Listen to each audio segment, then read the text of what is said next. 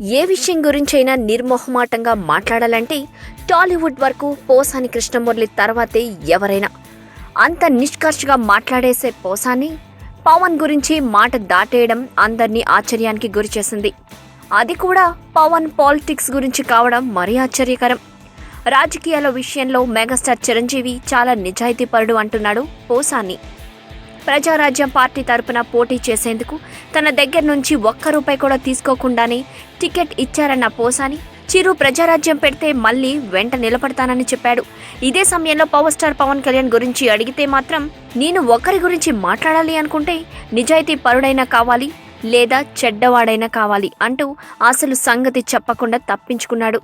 ఇప్పటి వరకు పవన్ కళ్యాణ్ రాజకీయ జీవితంపై సినీ రంగం నుంచి ఓపెన్గా అనుమానాలను ఎవరూ వెలుబుచ్చలేదు.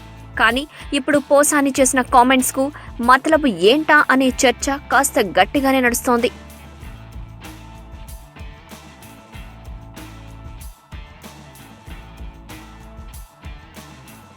ఈ వీడియోపై మీ విలువైన కామెంట్స్ ని మాతో షేర్ చేసుకోండి. అండ్ ఇంకో విషయం, సబ్స్క్రైబ్ చేయడం మర్చిపోకండి.